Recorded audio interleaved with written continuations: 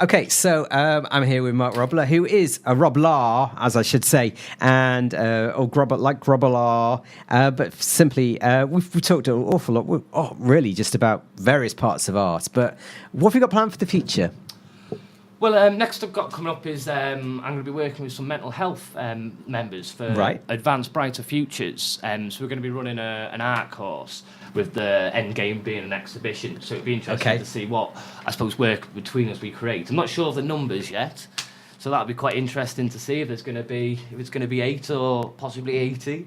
Depending on the size of the hall, So what would they basically be? What sort will you be doing with them? Well, whatever they want to do, really.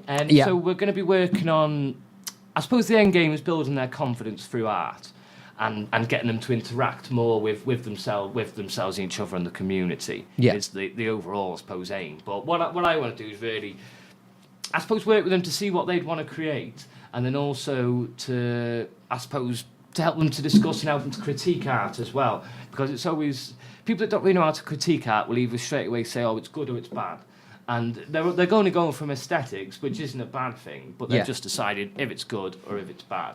But when you can actually, I suppose, look at it more clearly and critique it, you take out the element of the artist's technique, and then you start just thinking about what it is they're trying to convey, and if they've done that, and if they haven't, what's the piece conveying?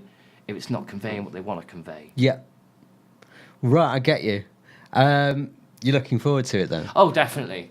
I suppose it'd be my first, real experience of properly teaching, I suppose. And that's what I suppose I'm most looking forward to, is to work with other artists, but to be in a sort of tutor role rather than a colleague role with them. Okay, I'm going to ask straight off, why? Well, I guess it's because I've always been on the reverse side of it. Right. Okay. So I've always been either the student or the colleague, and I've always, when I was in my sort of art classes growing up, that you look to these sort of people for guidance of where to turn next, which is something that I don't think I always had from my art teachers. Right. Okay. So I quite like the idea of being able to give my input, which I think is going to be positive for them as an artist. But like we were discussing before, not just saying, this work's similar to this artist, go research into them. It's more that it might be your work conveys similarities between this philosophy. Yeah. So we research into that philosophy, but also look into the artists that have also been inspired by that philosophy. Because there's many people that have been, like, if you look at the work of, say, I suppose, Giacometti and Henry Moore, both inspired by existentialism, like we were talking before, but their works are very different. Yes. Look at them. And even I suppose, the theme and the context. I mean, Henry Moore's, a lot of it's mother and child, and it's quite safe public art. Yes. When Giacometti's was more about the I suppose the Jews coming out of the POW camps. It was those sort of more degraded sort of hunch bodies, slim, like with the flesh more falling off him, because it was just after obviously World War II that they'd both gone through. Right. It was interesting to see how two artists which have been through similar sort of experiences make very different work. Right, yeah. Even though it's in a similar medium as well.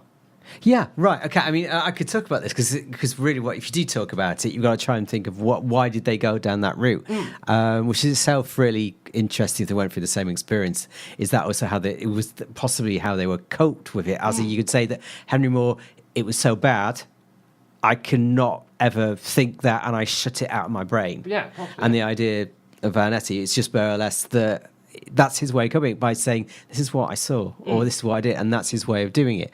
No, interesting perspective. I think that probably is the way, I suppose, they are going about it. It's their way of coping with it. But I also think it might be the difference between possibly the two personalities, and also probably where they're, I suppose, the whole nature and nurture side of it is obviously Henry Moore's very Yorkshire, and I think Giacometti, I'm pretty sure he spent most of his time in Paris after the war.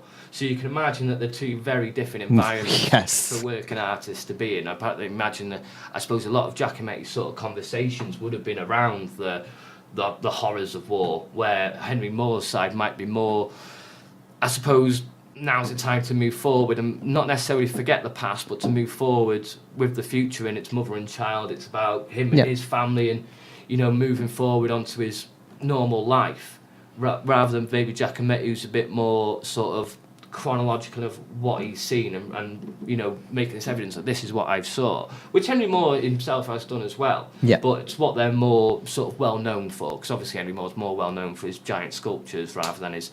I believe he did quite a lot of pencil drawings down in mines as well.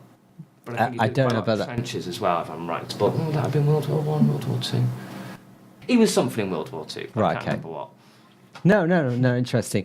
So, are any other things planned? Well, I've got an exhibition hopefully coming up in Indegeen. It's not going to be a solo show. I think they're doing a studio holders exhibition. All right, okay. Dave was saying, to come out and see if I could put something up there, because at the end of the day, with sculpture, you do need a space to put it up.